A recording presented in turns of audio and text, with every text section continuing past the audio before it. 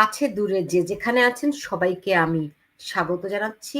সুলতানা রহমান এবং দেখছেন Bangla news network. আমার সঙ্গে আজকে যারা অতিথি হিসেবে রয়েছেন তাদের সঙ্গে আমি আপনাদেরকে পরিচয় করিয়ে দিতে চাই। রয়েছেন সাবেক সচিব আবু আলম মোহাম্মদ শহীদ খান এবং রাজনীতি বিশ্লেষক, লেখক, সাংবাদিক মঞ্জুরুল হক। আপনাদের দুজনকে আমি স্বাগত জানাচ্ছি। আমি খুবই শোকার্ত। আজকে বাংলাদেশে কত শিশুর এত নির্মম প্রাণ চলে একটি জীবনও মূল্যবান, কোনো সন্দেহ নাই তা সংখ্যায় যতই হোক। কিন্তু আজ পর্যন্ত কতজন শিশু এই মর্মান্তিক দুর্ঘটনার শিকার হলো সেটি এই সরকার বলতে পারল না। বরং আজকে আমরা দেখলাম যে আহ, উম, আইন উপদেষ্টা আসিফ নজরুল, যিনি ছিলেন গত জুলাইয়ে বীর, মহান বীর, তাকে আজকে পিছনের দরজা দিয়ে পালিয়ে যেতে দেখলাম। আজকে আমরা দেখলাম ক্ষুব্ধ শিক্ষার্থীরা, তাদের অভিভাবকেরা এই এই এনসিপির নাহিদ, সার্জিস এদেরকে জঘন্য ভাষায় স্লোগান দিচ্ছে। এই জুলাই আর সেই জুলাই কি পার্থক্য দেখছেন? এই প্রশ্নকে সামনে রেখে আমি আলোচনাটি শুরু করতে চাই। প্রথমে যদি একটু বলেন আবু আলম মোহাম্মদ শহীদ খান, কি পার্থক্য, কিভাবে মূল্যায়ন করবেন এই জুলাইকে সেই জুলাইয়ের সঙ্গে? সেই জুলাই তো খুবই ঐতিহাসিক একটা প্রেক্ষাপট ছিল। বাংলাদেশে একটা ছাত্র জনতার গণ অভ্যুত্থান সংগঠিত হয় এবং সেই গণ অভ্যুত্থানের যে ফলশ্রুতিতে তৎকালীন সরকার, যাকে স্বৈরাচার আখ্যা দেওয়া হয়েছিল, তিনি প্রধানমন্ত্রী দেশ ত্যাগ করেন এবং বাংলাদেশে 3 দিনের মতো কোনো রাষ্ট্রে চালাচ্ছেন কে সেটা আমরা জানতাম না। তারপরে 8 তারিখে ডক্টর মোহাম্মদ ইউনূস প্যারিস থেকে এসে দায়িত্ব গ্রহণ করলেন এবং একটা সরকারের সূচনা হলো এবং এই সরকারের প্রায় 1 বছর, এই কয়েকদিন পরে 1 বছর পূর্ণ হবে। ওই জুলাইতে তো প্রতিদিনই আমরা আন্দোলন, বিক্ষোভ, মৃত্যু, পুলিশি অ্যাকশন এগুলো দেখতাম এবং আমাদের চোখের সামনে। আমার বাসাটা একদম শাহবাগের কাছে, তো শাহবাগ তো না, না, আন্দোলনের না, কেন্দ্র। আবু আলম মোহাম্মদ শহীদ খান, আমি জুলাই বলতে আন্দোলনকে বলছি না। আন্দোলনের যে নেতৃবৃন্দ ছিলেন, আমি আপনাকে যদি একটু দেখাই যে আজকে তাদেরকে নিয়ে কি স্লোগানটি দেওয়া হচ্ছে। তারা ছিলেন নেতা। আমি একটু এই শব্দগুলো খুবই আমি শোনাতে চাইনি, কিন্তু তবু একটু শোনাচ্ছি আপনাকে।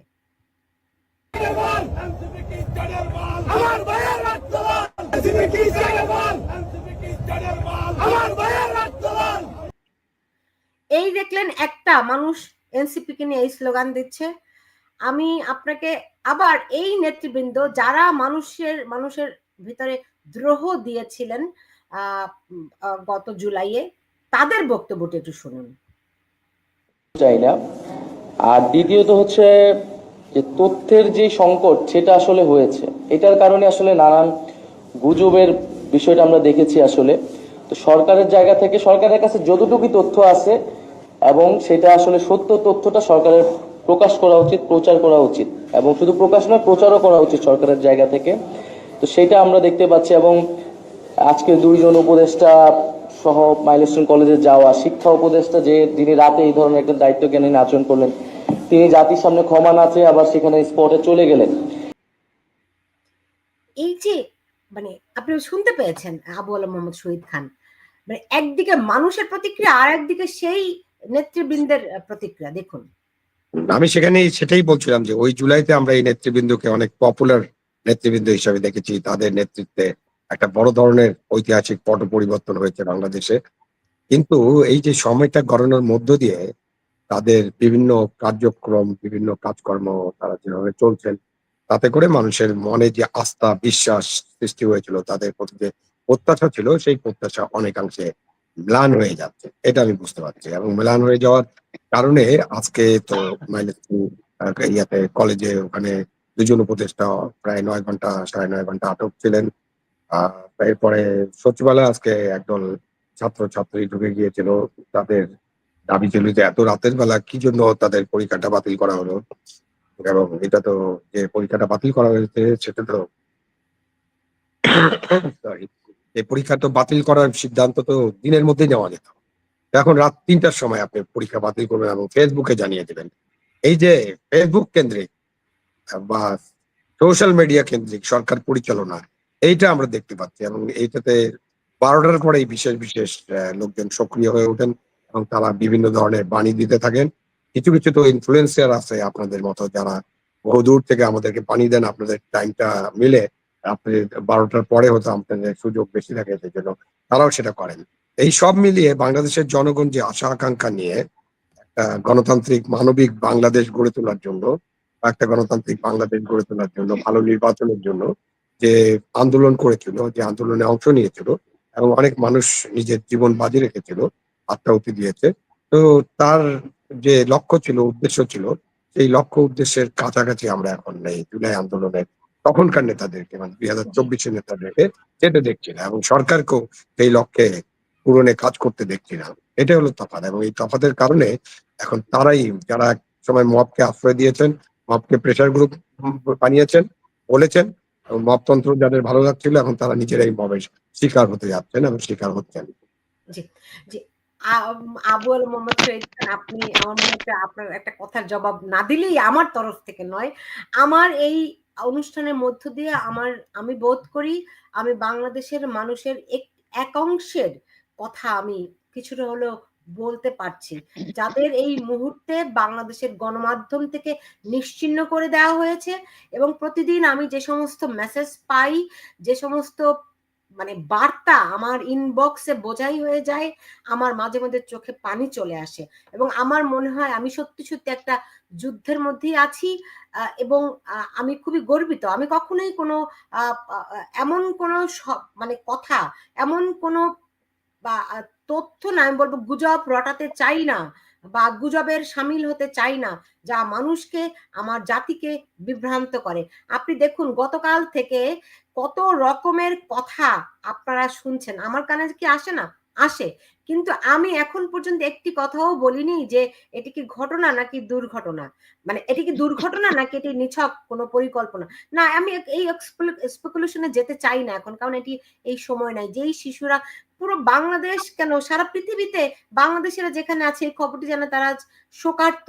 আজকে একটি সন্তান হারানো, এই ছোট্ট পবিত্র তারা বাচ্চা শিশু, তাদের তাদের এরকম মর্মান্তিক মৃত্যু, এবং যে সমস্ত দৃশ্য আমরা সামাজিক যোগাযোগ মাধ্যমগুলোতে দেখেছি, এটি এটি অবিশ্বাস্য, অবিশ্বাস্য, সত্যি অবিশ্বাস্য।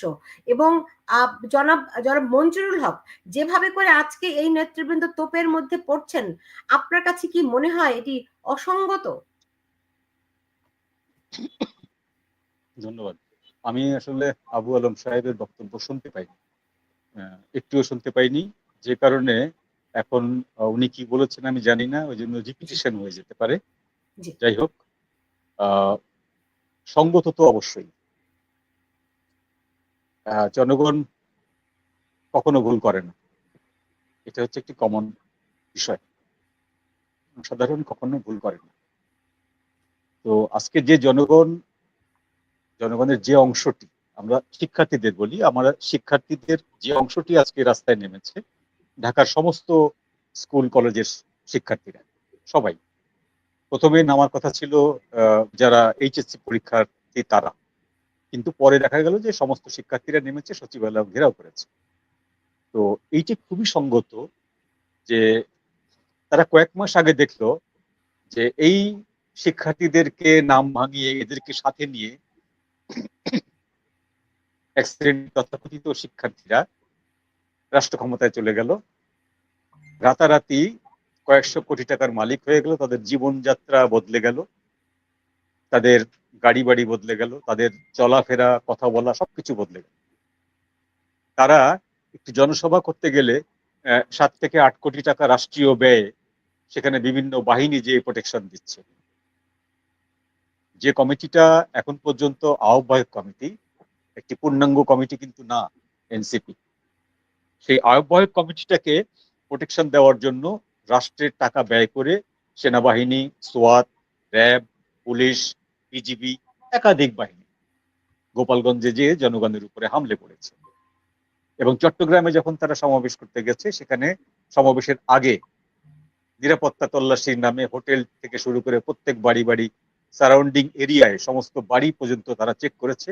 অর্থাৎ এই প্রোটোকলটি হচ্ছে কমপ্লিটলি রাষ্ট্রের দুজন ব্যক্তির জন্য প্রোটোকলটি প্রযোজ্য হয়। একজন প্রেসিডেন্ট, একজন প্রধানমন্ত্রী।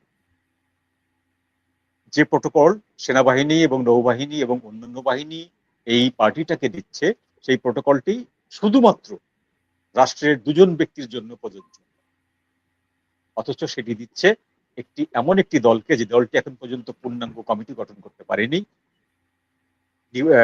নির্বাচন কমিশনে এখন পর্যন্ত নিবন্ধিত নয়, সেই দলটিকে, যে দলটি বকলমে প্রফেসর ইউনূসের কিংস পার্টি।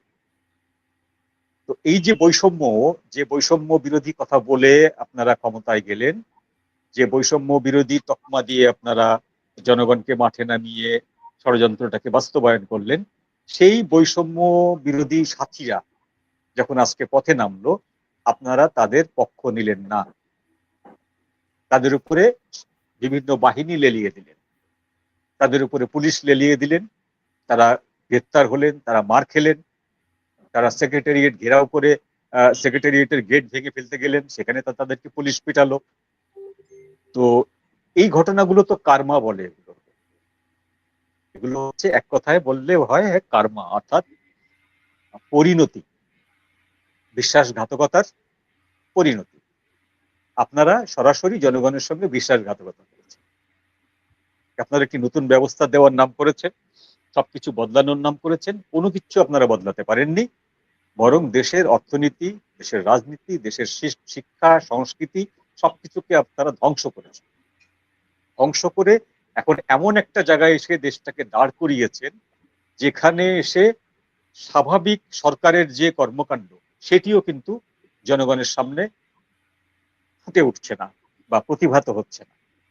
সেটি কেমন আমি বলি, যেমন ধরুন যে কোনো একটি এই ধরনের দুর্ঘটনা ঘটলে সরকার প্রধানের পক্ষ থেকে তাৎক্ষণিকভাবে একটি বিবৃতি জারি করা হয়, তাৎক্ষণিকভাবে একটি মনিটরিং সেল গঠন করা হয়, একটি মনিটরিং রুম থাকে, সেই মনিটরিং রুম থেকে সরকারের বিশেষ দায়িত্বপ্রাপ্ত ব্যক্তি পুরো ঘটনাটি মনিটর করেন, পুরো বিষয়টি দেখাশোনা করেন, সরকার প্রধান সবার আগে ছুটে যান। এটা আমরা আমাদের রাজনৈতিক কালচারে দেখে এসেছি। তো এই কালচারের ভেতরে নেতিবাচক দিকও আছে, কেউ কেউ মায়া কান্না কাঁদেন, কেউ কেউ যে অতিরিক্ত আশ্বাস দেন, কেউ কেউ যে দায় চাপান প্রকৃতির উপরে, যে এটা প্রকৃতির নিয়ে গেছে, আমাদের কিছু করার নেই, আল্লাহর মাল আল্লাহ নিয়ে গেল, এরকম একটা দায় চাপান, সেরকম ঘটনাও দেখেছি। প্লাস পজিটিভ নিউজ যেটা দেখছি আমরা, সেটি হচ্ছে এর আগে প্রতিটি সরকার প্রধান সবার প্রথমে ছুটে গেছে আহতদের পাশে, নিহতদের আত্মীয় স্বজনদের পাশে। এবার জানি ঘটনাটি ঘটে যাওয়ার একদিন পরে আইন উপদেষ্টা এবং প্রধান উপদেষ্টার প্রেস সচিব ইত্যাদি ইত্যাদি বহর নিয়ে তারা মাইলস্টোন স্কুলে গেলেন। সেখানে যেয়ে তারা প্রথমেই তো তাদের নিজস্ব যে বক্তব্যগুলো, যে মিথ্যা কথাগুলো তারা বলা শুরু করলেন। তারপর যখন প্রতিবাদ উঠলো শিক্ষার্থীদের ভেতর থেকে, তারা 6 দফা দিলেন এবং প্রতিবাদ করলেন। সেই সময়ও পর্যন্ত 6 দফাটা মেনে নেওয়ার কথা বলা হয়নি। তারপর যখন তারা উচ্ছৃঙ্খল আচরণ করলো, তারা কেউ কেউ জুতো ছুঁড়ে মারলো, বিশ্রী গালিগালাজ করলো, তখন আপনাদের বোধোদয় হলো যে এইবার তো আর এদেরকে কন্ট্রোল করা যাবে না, আপনি সেনাবাহিনী পুলিশ দিয়ে কন্ট্রোল করতে পারছিলেন। তখন আপনারা বললেন যে তোমাদের সকল দাবি আমরা মেনে নিলাম, আমরা দায় স্বীকার করছি, তারপরেও আপনারা 9 ঘন্টা ওখানে আটক থাকতে হলো আপনাদেরকে। এটি হচ্ছে সরকারের যে লেজে গবরে দশা, লেজে গবরে অবস্থা, সরকারের উপর জনগণের সামান্যতম কোনো আস্থা নেই, এগুলো হচ্ছে তার প্রমাণ। আরো একটি প্রমাণ দেখুন, যে এই ধরনের ঘটনা ঘটার পরে যে বাহিনীর ব্যক্তি কর্তৃক ঘটনাটি ঘটেছে, যে বাহিনীর যানবাহন কর্তৃক ঘটনাটি ঘটেছে, সেই বাহিনীর পক্ষ থেকে প্রথমেই বলা উচিত ছিল যে এখানে বিমান বাহিনীর ঘটনা ঘটেছে, এখানে আপনি লঞ্চ মালিককে দায় দিতে পারবেন না। এখানে একটি বিমান ভেঙে পড়েছে, সেই বিমান বাহিনীর বিমান, সেই বিমানের রক্ষণাবেক্ষণের সমস্যা ছিল কিনা, যান্ত্রিক ত্রুটি ছিল কিনা, পাইলটের অদক্ষতা ছিল কিনা, সমস্ত বিষয়টা কিন্তু বিমান বাহিনী কেন্দ্রিক। এই বিষয়টা লঞ্চ মালিক কেন্দ্রিক না বা বাস মালিক কেন্দ্রিক। বিমান বাহিনীর প্রধানের বা সংশ্লিষ্ট ব্যক্তির বলা উচিত ছিল যে আমরা দ্রুত একটি তদন্ত কমিটি গঠন করব, তদন্ত কমিটি গঠন করে প্রকৃত দায় কার সেটি জনগণের সামনে উন্মোচিত করব। জনগণকে এইভাবে আপনাদেরকে আশ্বস্ত করা উচিত ছিল, গতকাল রাত পর্যন্ত যেটি ঘটেনি। আজকে যখন সোশ্যাল মিডিয়ায় এ নিয়ে তুলকালাম ঘটনা ঘটে গেছে, দুইটি ন্যারেটিভ তৈরি হয়েছে। একটি ন্যারেটিভ হচ্ছে যে এটি কোনো দুর্ঘটনা নয়, এটি নাশকতা, এটি প্রিপ্ল্যান্ড নাশকতা, মেটিকুলাস ডিজাইনের আরেকটি অংশ। আরেকটি ন্যারেটিভ তৈরি হয়েছে না এটি নিছকই দুর্ঘটনা। তো দুই পক্ষের বক্তব্যের ভেতরেই কিন্তু লজিক আছে, দুই পক্ষেই কিন্তু তাদের বক্তব্য লজিক সহকারেই পেশ করছে। তো সোশ্যাল মিডিয়াতে যখন এই খবরটি চাউর হয়ে গেল যে লাশের সংখ্যা বলা হচ্ছে না, লাশ গুম করা হয়েছে, তখন আপনাদের কানে পানি গেল। তখন আপনারা বিবেচনা করলেন যে লাশ বিষয়ক বা সোশ্যাল মিডিয়া বিষয়ক একটা বিবৃতি দেওয়া যেতে পারে। তখন আইএসপিআর থেকে বিবৃতি দেওয়া হলো যে সোশ্যাল মিডিয়ায় প্রচারিত খবরে বিশ্বাস করার কোনো কারণ নেই, সেখানে গুজব ছড়ানো হচ্ছে। আইএসপিআর থেকে যথাযথ সময়ে আপনাদেরকে সবকিছু জানানো হচ্ছে, আমরা যেটা জানাচ্ছি সেটি সঠিক। তাই যদি হবে তাহলে আপনারা 24 ঘন্টা ওয়েট করলেন। আইএসপিআর থেকে কালকে যে বক্তব্যটি দেওয়া হয়েছে সেই বক্তব্যটি দায়সারা বক্তব্য। আবু আলম শহীদ খান ঠিক এই কথাটাই বলেছেন যে এই সোশ্যাল মিডিয়া থেকে আমরা যারা দূর দেশ থেকে কাজ করি আমরা গুজব রটাই, এরকম একটি কথা দিয়ে বলতে চেয়েছেন আবু আলম শহীদ খান। এখন ওনাদের বক্তব্য হচ্ছে সবচেয়ে সহজ যে ভাষাটি ব্যবহার করতে পারেন সেটি হলো গুজব। এই কথাটি বললে আর কোনো কিছু প্রমাণ করা লাগে না। কিন্তু মুশকিলটা হলো যে হাইকোর্ট প্রমাণ করে দিয়েছে যে সোশ্যাল মিডিয়া গুজব না। কিভাবে প্রমাণ করলো আমি আপনাকে বলি।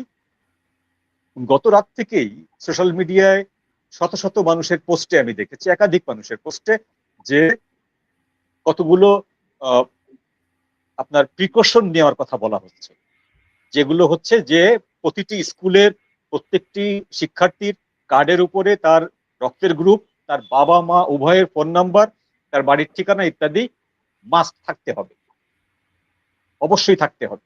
এটা নাম্বার ওয়ান। নাম্বার টু, হাইকোর্টে যে ব্যক্তি রিট সাবমিট করেছেন সেই রিটের ফলে হাইকোর্ট রুল দিয়েছে যে একটি উচ্চ ক্ষমতা সম্পন্ন তদন্ত কমিটি গঠন করতে হবে। আমার প্রশ্ন হচ্ছে, ঘটনাটি ঘটেছে গতকাল দুপুর 1টা-1:30 এই সময়টা, সেই সময় থেকে আজকে দুপুর 1টা-1:30 পর্যন্ত আপনারা উচ্চ ক্ষমতাশালী একটি কমিটি গঠন করার কথা কেন বললেন না? কেন হাইকোর্ট থেকে এইটি রিট আকারে আসতে হলো এবং রুল আকারে আসতে হলো? হাইকোর্ট থেকে রুল আকারে যে বক্তব্যগুলো এসেছে রিট আবেদনের পরে প্রত্যেকটি বক্তব্য সোশ্যাল মিডিয়া কর্তৃক উত্থাপিত। এর একটি বক্তব্য কিন্তু কোনো প্রিন্ট মিডিয়া বা ইলেকট্রনিক মিডিয়াতে আসেনি। শুধু এই তাই নয়, বক্তব্যগুলো এসেছে। শুধু তাই নয়, এই প্রশ্নটি আমি আবু আলম শহীদ খানের কাছে রাখছি। সেটি হচ্ছে যে এই স্কুলটিতে আমি বিভিন্ন সাংবাদিক রিপোর্টারদের সঙ্গে কথা বলেছি এবং গতকাল আমার অনুষ্ঠানে একজন রিপোর্টারও ছিলেন, তিনি বলেছেন এই স্কুলটিতে সব শিক্ষার্থীদের অ্যাপস আছে, তারা কতজন উপস্থিত ছিল স্কুলে এগুলি কিন্তু ওই ডিজিটালি অ্যাপস এর মধ্যে আছে। কিন্তু আমরা আজ পর্যন্ত জানতে পারলাম না কত শিক্ষার্থী উপস্থিত ছিল, কতজন আহত হয়েছে, কতজন নিহত হয়েছে বা কতজন নিখোঁজ আছে, কোনো খবরই আমরা এখন পর্যন্ত জানতে পারলাম না। এবং সারা রাত ভর শিক্ষার্থীরা, এটা আপনি জানেন এটা একটা আবাসিক কলেজ, সেখানে শিক্ষার্থীরা আন্দোলন করলো। তারা বলছে যে রাতের বেলায় আর্ম ফোর্সেস লোকজন অ্যাম্বুলেন্স নিয়ে এসে তারা লাশ চুরি করে নিয়ে যাচ্ছে। এরকম একটি খবর কিন্তু গতকাল রাতে খুব মারাত্মকভাবে চাউর হয়েছিল, খুবই ক্ষুব্ধ প্রতিক্রিয়া। ফলে কেন সরকার কিংবা স্কুলের প্রিন্সিপাল তো জীবিত আছেন, যখন প্রিন্সিপাল এবং উপ অধ্যক্ষ এই দুজন মানুষ গতকাল কথা বলতে গেলেন তখন ছাত্রদের উপর সেনাবাহিনী লাঠিচার্জ পর্যন্ত করলো। এটি নিয়েও আর একটা ক্ষোভ তৈরি হয়েছে, কারণ বলা হচ্ছে এদেরকে কথা বলতে দেয়া হচ্ছে না তাদের, এবং আমরা এখন পর্যন্ত তাদের বক্তব্য শুনতে পাইনি। কেন আড়াল করার প্রচেষ্টাটি হচ্ছে? আমি আবু আলম শহীদ খান আপনার কাছে প্রশ্নটি রাখলাম, কিন্তু তার আগে আমি একটু শুনে আসতে চাই আজকে অভিভাবকরা যে প্রতিক্রিয়াগুলি জানিয়েছেন সেটির সঙ্গে কি আপনি কোনোভাবে ভিন্নমত পোষণ করতে পারবেন? চলুন একটু তাদের বক্তব্য শুনি।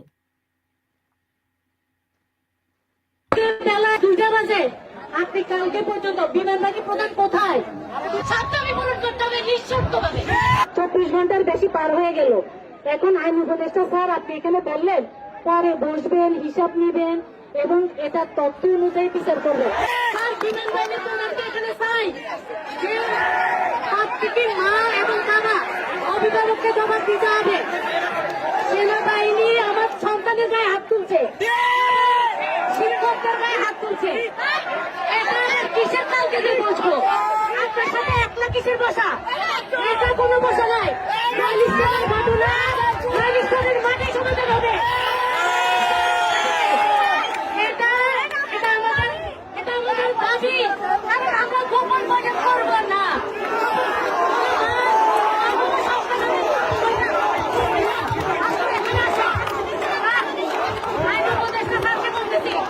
আপনি যদি একটা বাবা হয়ে থাকেন, একজন স্বামী হয়ে থাকেন, আপনি লিখে আসেন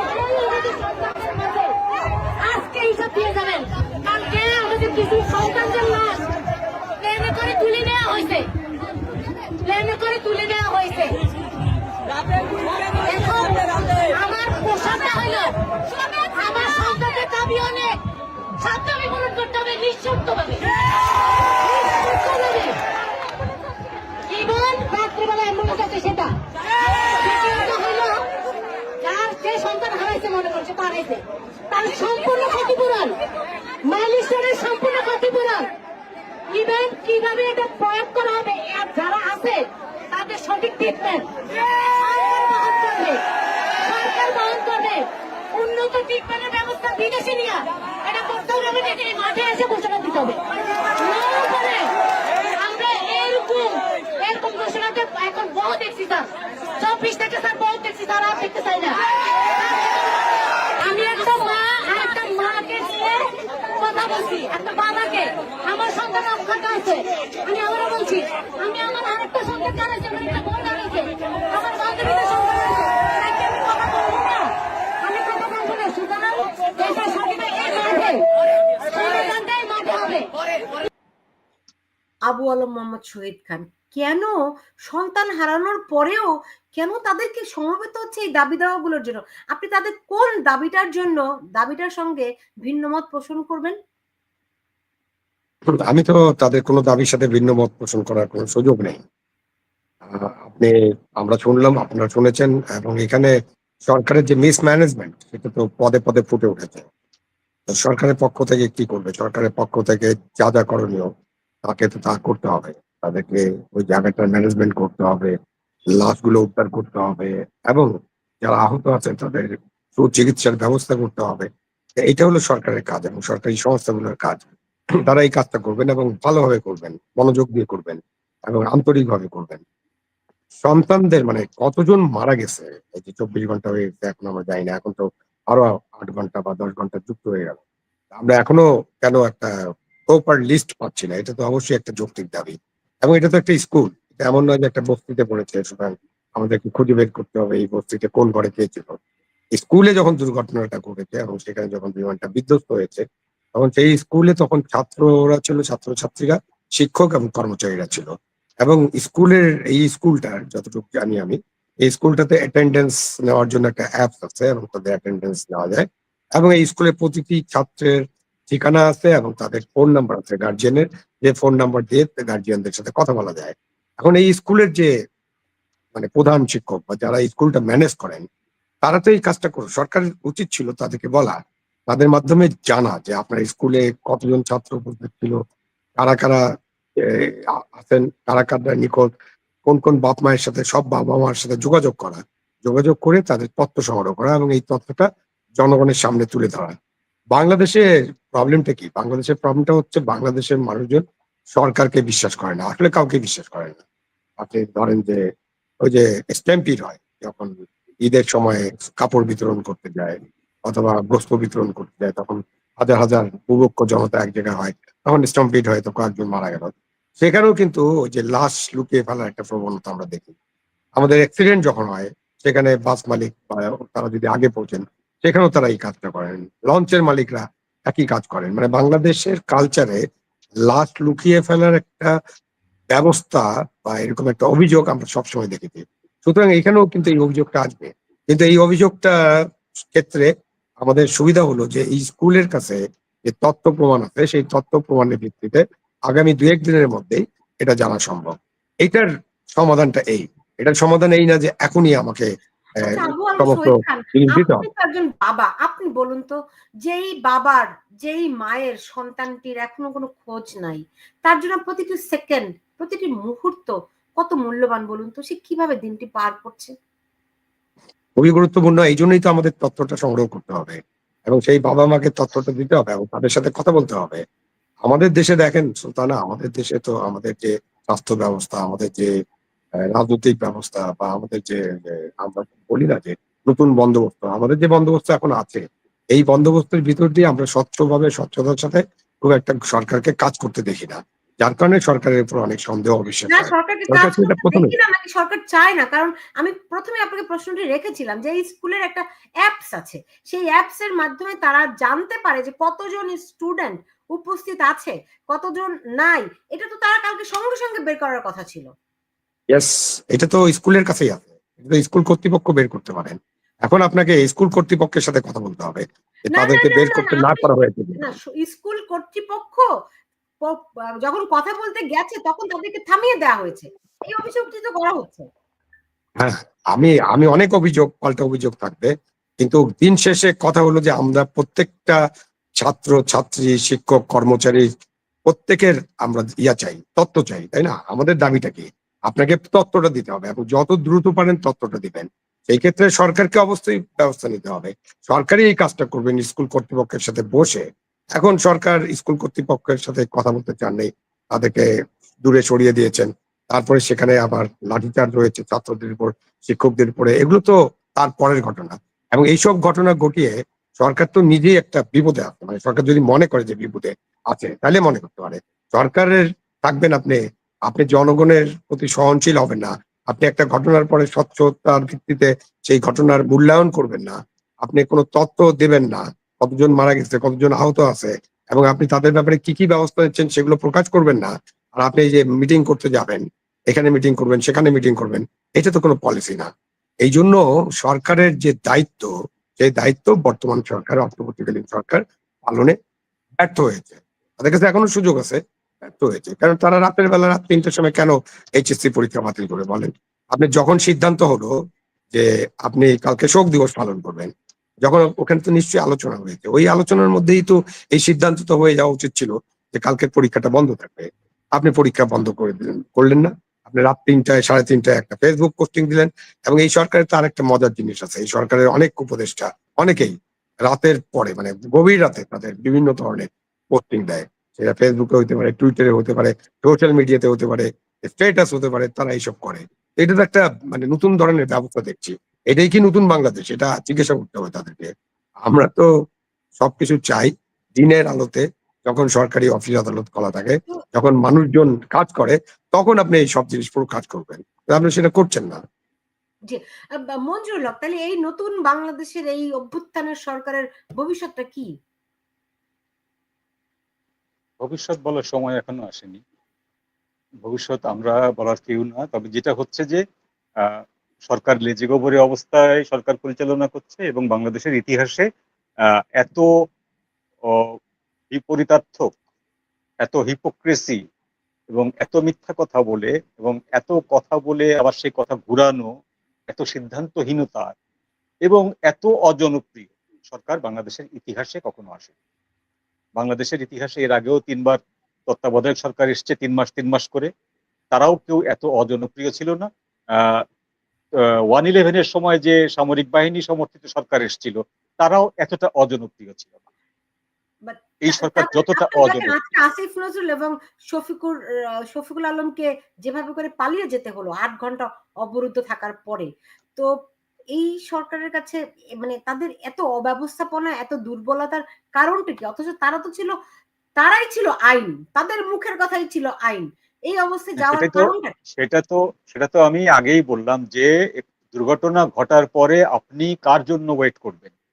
দুর্ঘটনা ঘটার পরে সরকার প্রথমেই দায় স্বীকার করবে, সরকার প্রথমেই একটি বিবৃতি দেবে, তারপরে একটি কমিটি গঠন হবে। আমরা জানি সেই কমিটি গঠনের পরে রিপোর্ট হিমঘরে চলে যাবে, কোল্ড স্টোরেজে চলে যাবে, ওই রিপোর্ট জীবনেও আলোর মুখ দেখবে না। এটা আমাদের অভিজ্ঞতা আছে। ওই রিপোর্টও ভুল রিপোর্ট হবে সেটাও আমরা জানি। যার দোষ না তার উপরে দোষ চাপানো হবে, যার দোষ তাকে বাঁচিয়ে নেওয়া হবে, সেটাও আমরা জানি। কিন্তু সেটা তো হচ্ছে পরের ঘটনা। কিন্তু প্রথম ঘটনাটা হচ্ছে আপনাকে দায় স্বীকার করতে হবে যে আমরা একটি তদন্ত কমিটি গঠন করছি, গঠন করার পরে সেই তদন্ত কমিটি এতদিনের ভেতরে বা দ্রুততম সময়ে জনগণের কাছে বিষয়টি উপস্থাপন করবে, প্রকাশ করবে। এটা হলো প্রথম কথা। দ্বিতীয় কথা, সরকার সমস্ত আহত এবং নিহত সবার দেখভালের বা সুচিকিৎসার ব্যবস্থা নিচ্ছে, নিহতদের ক্ষতিপূরণ, আহতদের চিকিৎসা, এটার ব্যবস্থা নিচ্ছে।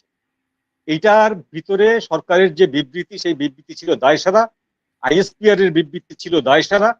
এরপরে যখন আইন উপদেষ্টা বিবৃতি দিলেন প্রয়োজন হলে আমরা বিদেশ থেকে চিকিৎসা আনবো, কেন প্রয়োজন হলে শব্দটা উচ্চারণ করতে হবে? প্রয়োজন কি হচ্ছে না মনে হচ্ছে আপনার? আপনার যে বার্ন ইউনিটটা আছে সেই বার্ন ইউনিট, দুটো বার্ন ইউনিটে কাজ করছে। একটি হলো সেনাবাহিনীর যে আপনার হাসপাতাল সেখানে, আর একটি হচ্ছে ঢাকা মেডিকেলের পাশে যে বার্ন ইউনিটটা। তো আপনি এই বার্ন ইউনিট দিয়ে চিকিৎসা দিতে পারছেন না। দেশের সবচেয়ে দামি চিকিৎসক সামন্তলাল সেন, তাকে আপনি রিকোয়েস্ট করতে পারছেন না আপনাদের আত্মমর্যাদায় বাদে তাকে রিকোয়েস্ট করে ডেকে আনতে। আপনারা একে ওকে দিয়ে ফোন করিয়েছেন তাকে, কোনো দায়িত্বশীল কর্মকর্তা তাকে ফোন করেনি। আবার আপনারা বলছেন যে যদি প্রয়োজন মনে হয়, এই প্রয়োজন হওয়ার আগেই ভারত থেকে একটি চিকিৎসক দল অলরেডি রওনা হয়ে গেছে, সিঙ্গাপুর থেকে আরেকটি চিকিৎসক দল রওনা হয়েছে, হয়তো তারা আজকে রাতে এখানে এসে পৌঁছাবে। কিন্তু আমাদেরকে দুঃখজনকভাবে 24 ঘন্টা ওয়েট করতে হলো বিমান বাহিনীর প্রধানের ওই বক্তব্যটি শোনার জন্য, যে সোশ্যাল মিডিয়ায় যা বলা হচ্ছে তা ঠিক না, আমরা উচ্চ ক্ষমতা সম্পন্ন তদন্ত কমিটি গঠন করে জনগণকে জানাবো। এবং ওগুলো বিশ্বাস করবেন, ওগুলো সব ষড়যন্ত্র, ওগুলো কুচক্রী মহল চালাচ্ছে। এটা 24 ঘন্টা পরে এসে বিমান বাহিনী প্রধানকে বলতে হলো। তাহলে সরকার কি করেছে? সরকার কিচ্ছু করেনি। সরকার যেটা করেছে সেটা আজকে করেছে। সেটা হলো সরকার এই ছাত্রদের যে হঠাৎ করে 180 ডিগ্রি ঘুরে যাওয়া, এই যে সচিবালয় ঘেরাও করা, এই যে সারাদিন মিটিং মিছিল করা, ছাত্রদের দাবি নেওয়া এবং দুজন উপদেষ্টাকে 9 ঘন্টা আটকে রাখা, এই ঘটনার প্রেক্ষিতে সরকার ভয় পেয়েছে। সরকার ভয় পেয়ে তার যে স্টেক হোল্ডার আছে সেই 4 জন স্টেক হোল্ডারকে নিয়ে, 4টি স্টেক হোল্ডার দলকে নিয়ে সরকার মিটিং করেছে, হাসি হাসি মুখে একটি সেলফি তুলে পত্রিকায় প্রকাশ করেছে। That's it. সরকারের দায়িত্ব পালন শেষ। এখন একটি ব্যাংক থেকে বলা হচ্ছে আমরা 5 কোটি টাকা দেওয়ার প্রতিশ্রুতি দিলাম। হ্যাঁ, আর হাইকোর্ট থেকে রিটের জবাবে রুল জারি করা হচ্ছে যে প্রতিটি নিহত ব্যক্তির জন্য 5 কোটি, আহত ব্যক্তির জন্য 1 কোটি টাকা দেওয়ার জন্য হাইকোর্ট রুল জারি করছে। তো আপনার হাইকোর্টকে রুল জারি করতে হবে কেন? হাইকোর্ট কখন রুল জারি করে? যখন কোনো ব্যক্তি হাইকোর্টে একটি রিট পিটিশন করেন। তো কোনো একজন ব্যক্তি যে রিট পিটিশন করছে, হাইকোর্ট তার পিটিশনের উত্তরে রুল জারি করছে। তাহলে সরকারটা কোথায় এখানে? জি, উপরন্তু প্রধান উপদেষ্টা সামাজিক যোগাযোগ মাধ্যমে একটি স্ট্যাটাস দিয়েছেন, তিনি সাহায্য আবেদন করেছেন নাগরিকদের কাছ থেকে, পরে আবার সেটা রিমুভ করে নিয়েছেন। আবু আলম শহীদ খান, এই ন্যাক্কারজনক কাজ কেন? রিমুভ করার মধ্য দিয়ে তো এটা প্রমাণিত হয়েছে যে এটা তার অনুচিত স্ট্যাটাস ছিল। এটা করার তো কোনো দরকার ছিল না। বাংলাদেশের সরকার অনেক নানাবিধ আর্থিক সমস্যা থাকতে পারে, বাট বাংলাদেশ সরকার এরকম ফকির অবস্থায় চলে যায়নি যে আমাদের কিছু সংখ্যক মানুষ যারা নিহত হয়েছেন এবং আরো কিছু সংখ্যক মানুষ যাদের ছাত্র ছাত্রী যারা আহত হয়েছেন তাদেরকে সুচিকিৎসা দেওয়া এবং তাদেরকে আর্থিক সাহায্য দেওয়ার জন্য তাদের কাছে টাকা নেই, এটা হতে পারে না। দে হ্যাভ এনাফ মানি, তারা সবসময় তুলতে পারেন টাকা। এটা প্রধানমন্ত্রীর ত্রাণ তহবিল আছে, এটা এখন প্রধান উপদেষ্টার ত্রাণ তহবিল। সেই ত্রাণ তহবিলে সারা বছর ধরে মানুষ টাকা দিতে পারে, কোনো অসুবিধা নেই। বাট এইটাকে ইস্যু করে টাকা চাওয়ার বিষয়টা ঠিক হয়নি। ঠিক হয়নি বলেই তো তারা এটা উইথড্র করেছেন, এটা কোনো দরকার ছিল না। এবং সরকার তো আমরা যেটা বারবার আলোচনা করছি, যে সরকার এই পরিস্থিতিটাকে ঠিক মতো বিবেচনায় নিয়ে তার কি কি কর্তব্য ছিল তার একটা লিস্ট তৈরি করে সেই লিস্ট অনুযায়ী কাজ শুরু করা উচিত ছিল 1 ঘন্টা 1.5 ঘন্টার মধ্যে। সেই কাজটা সরকার করতে ব্যর্থ হয়েছে এবং ওটার ব্যর্থতার কারণে এখন তারা নানানবিধ যে কাজ করতেছে সেটা নিয়ে নানান প্রশ্ন উত্থিত হচ্ছে। আপনি সরকার যদি ব্যর্থতার চালাতে কথা পারে। কেন বলছেন? আবু আলম মোহাম্মদ শহীদ খান, যেই সরকার বলেছে যে তারা ছাত্রদের যে ছাত্ররা তাদের নিয়োগকর্তা, আজকে যখন পুলিশ সেনাবাহিনী সেই ছাত্রদের উপর লাঠিপেটা করে এবং সেই ছাত্ররা যারা তার প্রিয় বন্ধুকে হারিয়েছে, রাইট, তার সহপাঠীকে হারিয়েছে এবং তাদের কেউ সন্ধান যায় না, সেই ছাত্রদের উপর যখন পুলিশ লাঠিপেটা করে তখন এই সরকারের ক্ষমতায় থাকার কোনো নৈতিকতা থাকে? না, একটা ঘটনা দিয়ে তো আপনি এটা বিবেচনা মানে কনক্লুশন করতে পারবেন না। বাট এটা সরকারের নৈতিক পরাজয় যখন তাদের যখন এটা সরকারের নৈতিক পরাজয়। আর একটা ঘটনা দিয়ে আপনি নৈতিকতা থাকে কিনা এটা কনক্লুশনে পৌঁছতে পারবো না। কিন্তু সরকার তো এর আগে ছাত্রদের বাঁধবেন, সরকার এর আগে আনসারদের উপর লাঠিপেটা করছে না, সরকার এর আগে আমাদের শিক্ষিকারা আসছিল নিয়োগকর্তা ছিল না। না, নিয়োগকর্তা তো দ্যাট ইজ এ মিসনোমার। ওটা যিনি বলছেন ওনার সাথে বসতে হবে আসলে। এই নিয়োগকর্তা এরকম হয় না, ওটা উনি বলছেন, এটা ভুল বলছেন, সোজা হিসাব। এটা ছাত্ররা কারো নিয়োগকর্তা হতে পারে না। একটা গণ অভ্যুত্থানের মধ্যে দিয়ে একটা সরকার গঠনের প্রয়োজন ছিল এবং সেই প্রয়োজনীয়তার ভিত্তিতে সবাই মিলে আলোচনা করে তারপরে একটি সরকার গঠনের ব্যাপারে তারা ঐক্যমতে পৌঁছে সরকারটি গঠন করেছেন। সেখানে উনি যেটা বলেছেন নিয়োগকর্তা, এটা ভুল, এটা বলাই উচিত হয়নি এবং এখন বলে ফেলছেন, এটা রিট্রাক্টও করতে পারতেন না। বাট ওনার নিয়োগকর্তা ছাত্ররা কেন হবে? ওনার নিয়োগকর্তা হবে দেশের জনগণ সেই অর্থে। আচ্ছা, এই একই প্রশ্ন একটু মঞ্জুরুল হক আপনাকেও করতে চাই যে দেখুন এইভাবে করে ছাত্রদেরকে সে লাঠিপেটা করছে, রাইট? আজকে সচিবালয়ে দেখুন এই পুলিশ এই লাঠিপেটা করছে, অন্যদিকে ওই স্কুল প্রাঙ্গণেও সেনাবাহিনী ছাত্রদের উপর লাঠিপেটা করছে। তো এই সরকারের নৈতিক জোরটা কোথায় আর থাকে বলুন?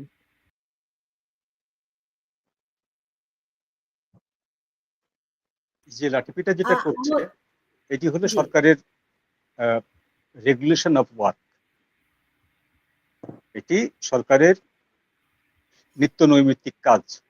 আইন শৃঙ্খলা রক্ষার নামে সরকারের পুলিশ বাহিনী বিভিন্ন বিক্ষুব্ধ জনগণের উপরে লাঠিপেটা করবে, তাদেরকে ছত্রভঙ্গ করবে। এটি যেহেতু সেনাবাহিনী এখন ম্যাজিস্ট্রেসি পাওয়ার নিয়ে আছে, তাই সেনাবাহিনী এই কাজে হাত লাগাচ্ছে, তা না হলে এটি শুধুমাত্র পুলিশের কাজ।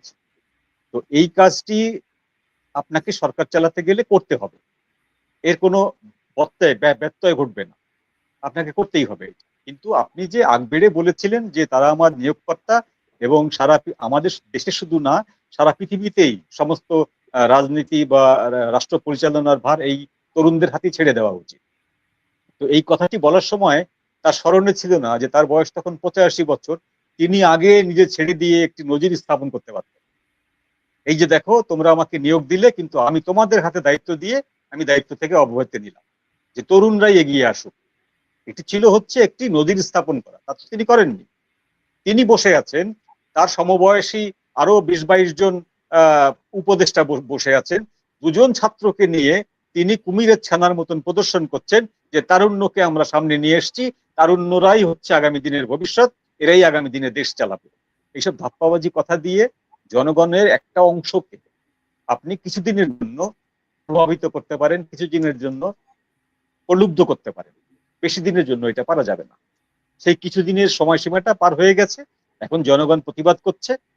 এখন এই প্রতিবাদের কারণে আপনার পায়ের তলার মাটি নরম হয়ে যাচ্ছে, আপনাকে বাধ্য হয়ে শক্তি প্রয়োগ করতে হচ্ছে। এই যে আপনি গোপালগঞ্জে যে শক্তি প্রয়োগটা করলেন, এইরকম শক্তি প্রয়োগ কিন্তু বাংলাদেশের ইতিহাসে এর আগে ঘটেনি।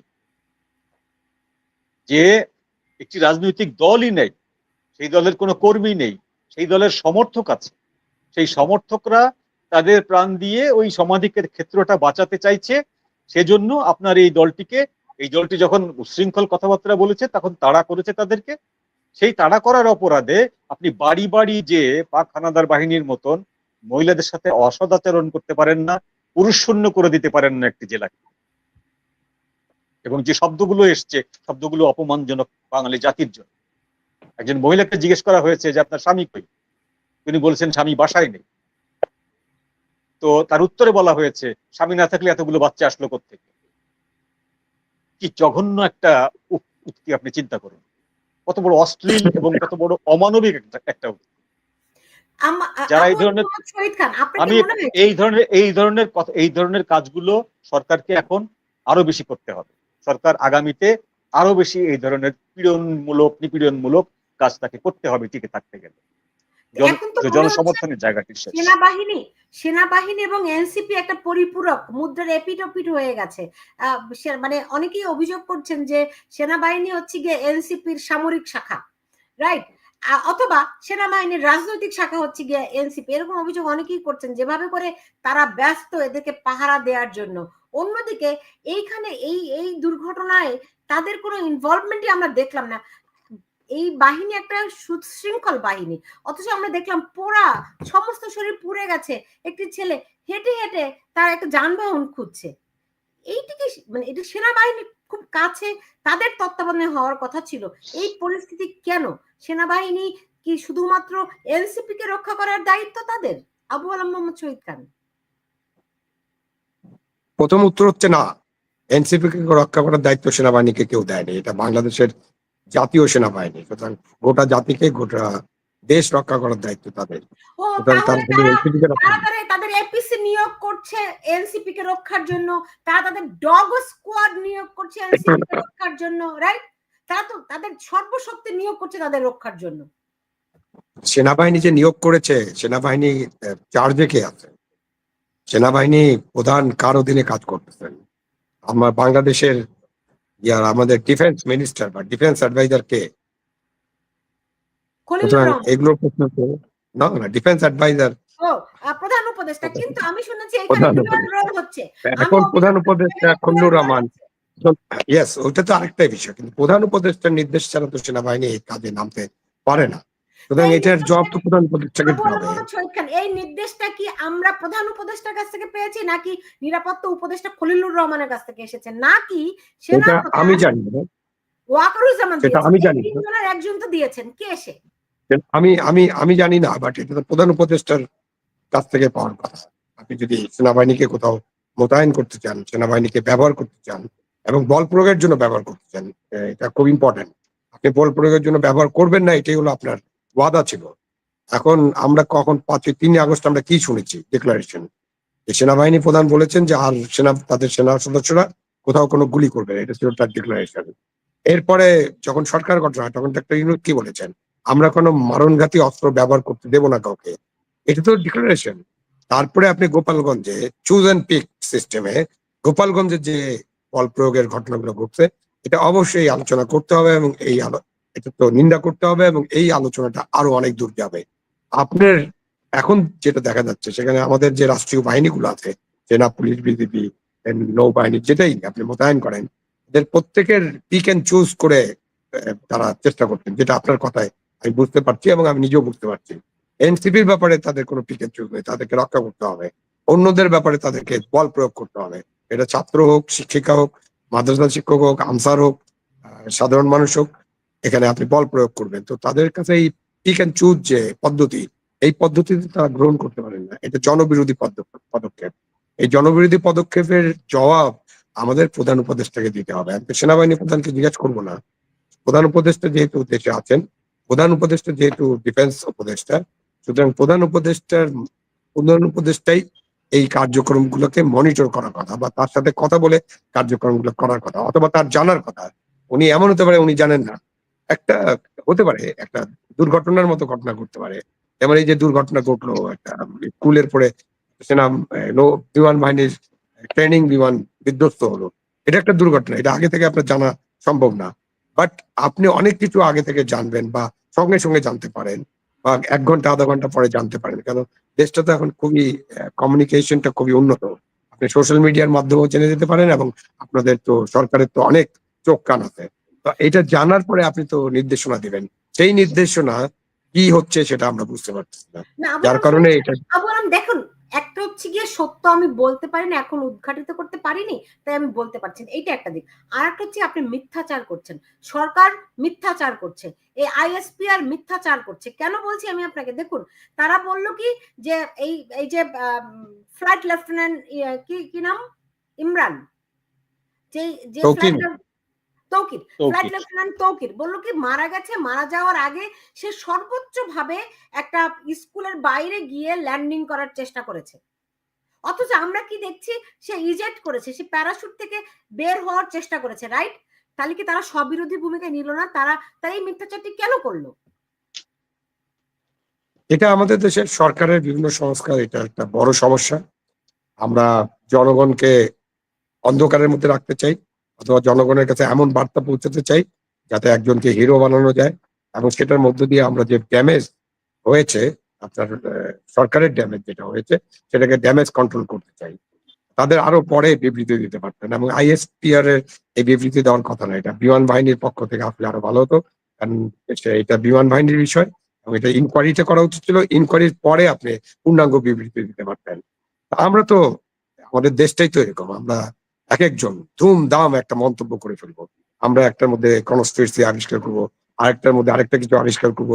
আমাদের দেশটাই তো আমরা এইভাবে চালাচ্ছি, এবং এটা থেকে আমাদের যে সরকারি প্রতিষ্ঠানগুলো, সেটা সেটা আলাদা নয়।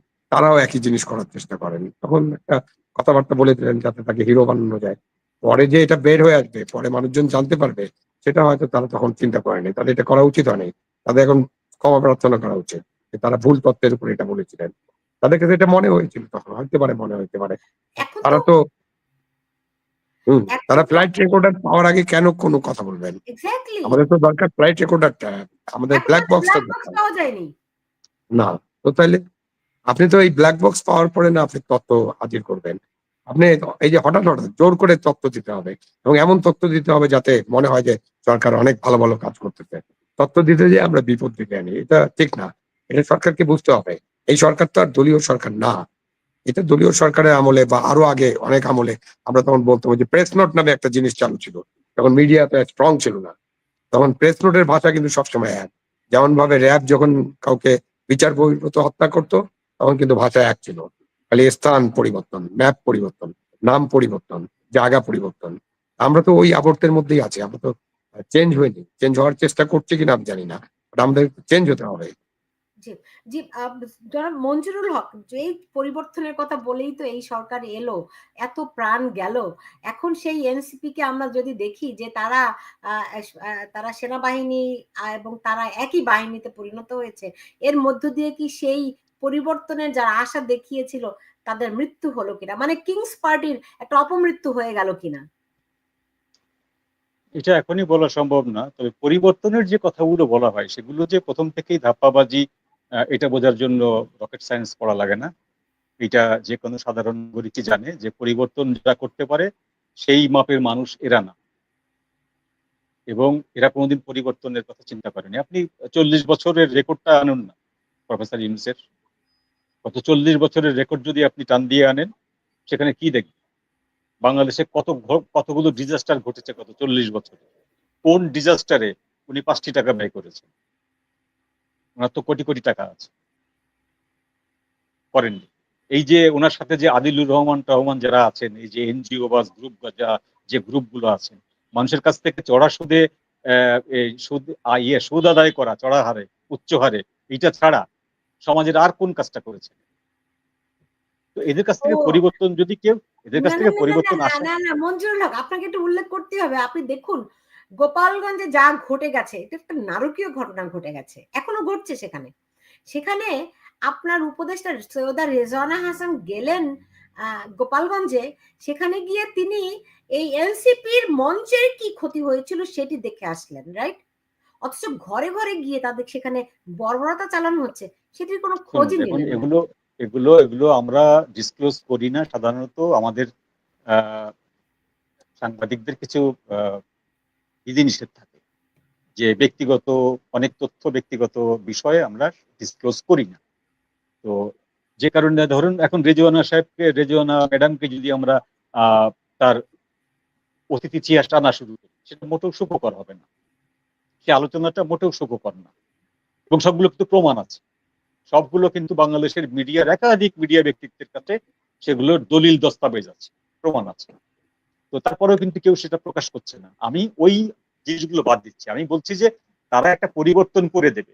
দুধের নহর বয়ে যাচ্ছে দেশ দিয়ে, দেশের বিভিন্ন জায়গায় ক্ষীরের পাহাড় গড়ে উঠছে, এরকম একটি যে দেশের যে কল্প কাহিনী তারা পাবলিকের সামনে বলেছিলেন, সেটি যে ধাপ্পাবাজি, এটি বোঝার জন্য রকেট সায়েন্স পড়া লাগে না। এটি আমি আগেও বলেছি, এখনো বলছি।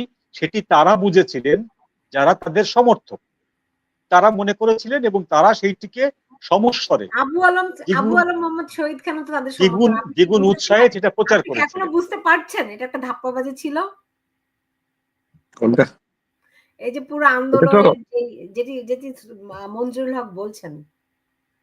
হ্যাঁ, এক কথায় এরকম বলা যাবে না। কারণ পলিটিক্যাল রিটরিক আমি ঢুকতে চাই না। পুরা ঘটনাগুলো আমাদের বিশ্লেষণ করতে হবে। এদের যেরকম আমরা বিশ্লেষণ করব যে তাদের কি কথা ছিল, কি মিথ্যাচার ছিল, কি করতে চেয়েছিল, কি করছে। এটা যেমন আপনি এনালাইসিস করবেন তেমনি এনালাইসিস করবেন। অতীত সরকারগুলো কি করেছিল, তারা জনগণকে সরি কি ভাই বলেছে। ভাই আমি এক মিনিট একটু চেয়ে নিচ্ছি। এই যে পরিবর্তনের কথাটা যেটা বললাম আমি, যে পরিবর্তন এদের দ্বারা সম্ভব না কি জন্য, সেটি হলো যে এখন যদি কেউ বলে যে আমি এমন একটি রাষ্ট্র গঠন করব যেখানে সুদ থাকবে না, অ্যাবসার্ড ব্যাপার না এটা? পৃথিবীর কোথাও ব্যাংকিং ছাড়া কোনো রাষ্ট্রের অর্থনীতি হয়? হয় না। আর কোনো সুদ ছাড়া কোনো ব্যাংক হয়? হয় না। সুতরাং কেউ যদি এখন বলে, ইভেন যদি আপনার যে সবচেয়ে বড় মুসলিম কান্ট্রি ইন্দোনেশিয়া, সেও যদি বলে যে আমি দেশটাকে ইসলামী শরিয়া মতে চালাবো, এখানে কোনো সুদ থাকবে না, অ্যাবসার্ড ব্যাপার, সম্ভব না। ঠিক তেমনি আপনি রাষ্ট্র চালাতে গেলে আপনাকে কতগুলো বিষয়ে হ্যান্ডেল করতে হবে, আপনি এড়াইতে পারবেন না। যেমন আপনাকে পুলিশকে ব্যবহার করতে হবে, আপনাকে সেনাবাহিনীকে ব্যবহার করতে হবে, আপনাকে মানুষের উপরে লাঠিচার্জ করতে হবে। কিন্তু আপনি যখনই এসে ওয়াদা করেন যে কারোর উপরে কোনো অত্যাচার করা হবে না, সবাইকে বন্ধু ভেবে নেব আমি, কারোর সাথে কোনো শত্রুতা নাই, কোন রকম কোনো প্রতিহিংসা পরায়ণতা দেখাবো না, এই বক্তব্যটি, ভাষণটি 8 তারিখের ভাষণ ডক্টর ইউনূসের, 4.5 মিনিটের ভাষণ। সেই ভাষণের মধ্যে এই শব্দগুলো আছে। তো এরপরে আপনি গত 10-11 মাস ধরে যে পরিমাণ আপনি প্রতিহিংসা পরায়ণতা দেখিয়েছে সরকারের বিভিন্ন লোকজন, তাতে মানুষ তো প্রথমেই বুঝেছে যে পরিবর্তন আপনারা কি দেবেন সেটা অলরেডি আমাদের বোঝা সারা। আপনারা পরিবর্তন দিতে পারবেন না, এটা বলে লাভ নেই। সেনাবাহিনী প্রধান যতই বলুক যে আমরা জনগণের উপরে গুলি করব না, করতে হয়েছে তাকে। গোপালগঞ্জে জনগণ না, গোপালগঞ্জে তাকে করতে হয়েছে। সুতরাং এই কথাগুলো আগাম বলা যায় না। যারা আগাম বলে তারা হচ্ছে এক শ্রেণীর মানুষকে ধাপ্পাবাজি দেওয়ার জন্য এই কথাগুলো বলে, যেন সেই মানুষরা তাদের কথা বিশ্বাস করে তাদের মত হয়ে চলে, আর কিছু না। জি। বলুন, সরি। না ঠিক আছে, কিন্তু আমাদেরকে এটাও বুঝতে হবে যে আপনি কতটা বল প্রয়োগ করবেন, কখন বল প্রয়োগ করবেন, বল প্রয়োগের ধরনটা কি হবে। আপনি কি সেই ঔপনিবেশিক শাসন আমলের বা যে ধরনের বল প্রয়োগ আমরা দেখি, যে ধরনের পুলিশি ব্যবস্থা আমরা দেখি, যে ধরনের বল প্রয়োগের ব্যবস্থা দেখি, আমরা সেটা কন্টিনিউ করবো কিনা। এখন বল প্রয়োগ হচ্ছে পিক অ্যান্ড চুজ। আমরা প্রতিবাদ করছি, আমরা বলছি যে গোপালগঞ্জে যা ঘটেছে এটা অবশ্যই প্রতিবাদ করতে হবে এবং এটা ঠিক হয়নি। এখন আজকে যে আপনি ছাত্রদের উপর যে লাঠিচার্জ হলো, হ্যাঁ এটা ঠিক হয়নি। কিন্তু আপনি কখন এই বল প্রয়োগের বিষয়টা নিয়ে একটা আলোচনা করতে হবে। বল প্রয়োগ তো কমাতে হবে। একটা রাষ্ট্র বল প্রয়োগের রাষ্ট্র হতে পারে না। আপনি যেভাবেই চালান, ইউনূস চালাক, শেখ হাসিনা চালাক, খালেদা জিয়া চালাক, আর যারা মারা গেছেন তারাও যখন চালিয়েছেন, বল প্রয়োগ বল প্রয়োগ বল প্রয়োগ, এটা কোনো গণতান্ত্রিক রাষ্ট্রের রীতি হতে পারে না। কিন্তু আপনাকে কখনো কখনো বল প্রয়োগ করতে হবে, কখনো কখনো এই কোট অ্যান্ড কোট, এই কখনো কখনো জিনিসটাই আপনাকে বের করতে হবে। সেটা নিয়ে আলোচনা করেন, দীর্ঘ আলোচনা হতে পারে, দীর্ঘ বিষয় নিয়ে আমরা কথা বলতে পারি। বাট এর মানে এই নয় যে আপনি বল প্রয়োগ করতে হবে, গুলি করে দিতে হবে। নো, গুলি না করেও মব কন্ট্রোল করা যায়, মারণঘাতী অস্ত্র ব্যবহার না করেও মব কন্ট্রোল করা যায়। যেমন ধরেন আমরা এই স্কুলটার ব্যাপারে চলে যাই। আজকে সেখানে যা ঘটেছে সেটা ঘটতো না যদি গতকালকেই আমাদের যারা সরকার চালাচ্ছেন তাদের কাছে ক্ষমতা, আমার কাছে আপনার কাছে তো নাই। সুতরাং সেই বাহিনী বা সরকার যদি নির্দেশ থাকতো যে আমি আমাদের ক্ষতিগ্রস্ত নিহত আহতদের পুরা তালিকা আগামী 2 ঘন্টার মধ্যে চাই, এই স্কুলটার কাছে সব তথ্য ছিল, সব তথ্য তাদের কম্পিউটারে আছে, সব তথ্য তাদের কাছে আছে, সবার ফোন নাম্বার আছে গার্জিয়ানদের। এই স্কুলটার শিক্ষকদেরকে কোথাও বসিয়ে বা তাদের কাছে তথ্য নিয়ে আরো কিছু লোককে নিয়োগ করে আপনি তথ্যটা প্রকাশ করতে পারেন, আপনি এটা প্রকাশ করেন নাই। সুতরাং এই যে আজকে তাদের মধ্যে ক্ষুব্ধ হয়েছেন, আপনি একজনকে ক্ষুব্ধ করবেন, তারা মিছিল করবে, তারা আটকায় রাখবে, তখন আপনি বললেন না পুলিশের তো গুলি করা ছাড়া কোনো উপায় নেই। নো, আপনি আগে আপনার কাজটা ঠিক মতো করেন। কাজটা আমরা ঠিক মতো করি নাই। আপনি কেন এরকম রটনা হবে যে সেনাবাহিনীর ট্রাকে করে লাশ নিয়ে গেছে, উধাও করে ফেলছে? এই লাশ উদয় করার কোনো সুযোগ নাই সেনাবাহিনী, কোনো সুযোগ নেই, আমি একদম নিশ্চিতভাবে বলছি। কারণ এখানে তো রেকর্ড আছে ওই স্কুলের কতজন ছাত্র উপস্থিত ছিল, এখানে রেকর্ড আছে, প্রত্যেক বাচ্চার বাবা মার অভিভাবকদের ঠিকানা আছে। কোনো একজন যদি মিসিং থাকে সেই মিসিং লোকটা তো রিপোর্ট হবে, এই কাজটা ঠিক মতো করতে হবে। আপনি কাজ ঠিক মতো করবেন না, আপনি রাত্রে 3:30টার সময় পরীক্ষা বন্ধ করবেন, তারপরে যখন ছাত্রীরা মিছিল করে সচিবালয়ে যাবে, সচিবালয়ের দরজা ভাঙার চেষ্টা করবে, তখন বলবেন এদের উপর বল প্রয়োগ করো, পিটাও পুলিশ দিয়ে। নো, আপনি তো প্রথম অন্যায় করছেন রাত্রে 3:30টায়। কিসের আপনি কি খান, আপনি কি খায় ঘুমান রাত্রে 3:30 2:30টার সময় আপনারা এইসব স্ট্যাটাস দেন? আপনার তো এই সিদ্ধান্ত হবে, জাতীয় শোক দিবস যখনই ঘোষণা করেছেন তখনই এই সিদ্ধান্ত নিতে হবে এবং সিদ্ধান্ত জানিয়ে দিতে হবে। আপনি সরকার থেকে আপনি ঠিকমতো সরকার চালাতে পারবেন না। আপনি সরকার চালানোর ক্ষেত্রে আপনার নানান ধরনের প্রতিবন্ধকতা বা নানান ধরনের সীমাবদ্ধতা আছে। আপনি এই সরকার তো আসলে চালানোর লোক আপনারা না, মানে উনারা আর কি ডক্টর ইউনূসের সাথে যারা আছেন, যে যারা বৃদ্ধ মানুষ, যারা মূলত এনজিও করেছেন, তাদের মধ্যে কোনো রাজনীতিবিদ তো নাই, আর 2জন ছাত্র আছে। তো এদেরকে দিয়ে তো আপনি এই সরকার চালাতে পারবেন না বেশি দিন। সুতরাং এই যে চালাতে পারবেন না, সেই জন্য আপনাকে ঠিক করতে হতো যে আপনি কতদিন সরকারটা চালাবেন, কি কি করবেন। আপনার কাছে কোনো লিস্ট নাই, তো শপিং লিস্টই নাই এই সরকারের কাছে। 8 তারিখে ইউনূস সাহেবের কাছে একটা শপিং লিস্ট থাকার কথা ছিল, যে আমি 10 মাস থাকবো, 12 মাস, বা আমি 14 মাস থাকবো, 18 মাস সরকার চালাবো, 2 বছর সরকার চালাবো, আমি 2 বছরে এই কাজ করবো। They have not done that. তাদের হোমওয়ার্ক নাই, শপিং লিস্ট নাই। এখন আপনি যখন যেখানে পারতেছেন, এখানে একটু পোড়া হয়েছে ওখানে একটা মলম লাগাই দেন, ওখানে একটু কাটা গেছে ওখানে একটা ব্যান্ডেজ করে দেন। এইভাবে তো সরকার চলে না। তারা সরকার চালাতে পুরোপুরি ব্যর্থ। বাট বল প্রয়োগ এর বিষয়টাকে আমাদের অবশ্যই আলোচনা করতে হবে। বল প্রয়োগটা সিভিল পদ্ধতিতে করতে হবে। একটা মানবিক গণতান্ত্রিক দেশে আপনি কতটুকু বল প্রয়োগ করতে পারবেন, কি করতে পারবেন, সেটা আপনাকে বুঝতে হবে। আমেরিকাও বল প্রয়োগ করে, আর ওই বল প্রয়োগ যদি অন্যায় হয় তারপরে বিচার হয় কিন্তু, এবং খুঁজে খুঁজে বিচার আপনি করে। বলছেন এই সরকার ব্যর্থ। তো এই ব্যর্থ সরকার কেমন করে একটা নির্বাচন দেবে? সেটা সরকারকে ভাবতে হবে। তাদের যে ব্যর্থতা, সীমাবদ্ধতা, এখনই তো কথা উঠছে যেটা আমরা এতক্ষণ আলোচনা করলাম, এনসিপির সাথে তাদের যে সখ্যতা, বা এই সরকারই নাকি এনসিপি দলটাকে তৈরি করেছে, এরকম যে অভিযোগ, এবং অভিযোগের পক্ষে অনেক প্রমাণও আছে। সুতরাং এই সরকারের পক্ষে একটা নিরপেক্ষ নির্বাচন পরিচালনা করা সহজ হবে বলে মনে হয় না। সুতরাং একটা তত্ত্বাবধায়ক সরকার হতে পারে। আমাদের তো তত্ত্বাবধায়ক সরকারের যে আইনটা বাতিল করা হয়েছিল, সেটা আবার বাতিল করে দিচ্ছে হাইকোর্টে। সেটা একটা রিট আছে, শুনানি আছে আপার কোর্টে, সুপ্রিম কোর্টে। সুপ্রিম কোর্টে এটা শুনানি করে এটা বের করে নেই। এবং আজকে তো ঐক্যমত্য কমিশনে তত্ত্বাবধায়ক সরকারের ব্যাপারে ঐক্যমত্য তারা পৌঁছেছেন। সুতরাং নেক্সট ইলেকশন, আমি মনে করি, এটা আমার মতামত ব্যক্তিগত, নেক্সট ইলেকশন অবশ্যই একটা তত্ত্বাবধায়ক সরকারের অধীনে হতে হবে। যে জনাব মঞ্জুরুল হক, আপনার কাছে কি মনে হয়? আমার কাছে তো একই জিনিস মনে হয়, এই সরকার নির্বাচন সম্পন্ন করার মতন এদের ক্যাপাবিলিটি নেই। এবং যদি নির্বাচন করে সেইটি আন্তর্জাতিকভাবে গৃহীত হবে কি হবে না পরের প্রশ্ন। প্রথম প্রশ্ন বাংলাদেশের জনগণের কাছে গৃহীত হবে, কারণ এরা সাজিয়ে রেখেছে, কে 1 নম্বর, কে 2 নম্বর, কে 3 নম্বর, এরা সাজিয়ে রেখেছে। ওইটা নির্বাচন হবে না। যদি তাই হয় তাহলে ওরা যে বলে যে ইনক্লুসিভ, ইনক্লুসিভ শব্দটার বাংলা তো আমরা জানি, আমরা ইংরেজি না হয় একটু কম জানি, কিন্তু বাংলা তো জানি। তো সেই ইনক্লুসিভ বলতে ওরা যা বোঝায়, সেই ইনক্লুসিভ বলতে বোঝায় একটি দলকে বাদ রেখে বাকি সবাইকে নিয়ে ইনক্লুসিভ। ব্যাপারটা তাই না? তো এদের অধীনে নির্বাচন সম্পন্ন করা সেটা অসম্ভব ব্যাপার, সেটা সম্ভব হবে না। যদি হয় সেই নির্বাচন দেশীয় আন্তর্জাতিক কোনোভাবেই সেটা গ্রহণযোগ্য হবে না।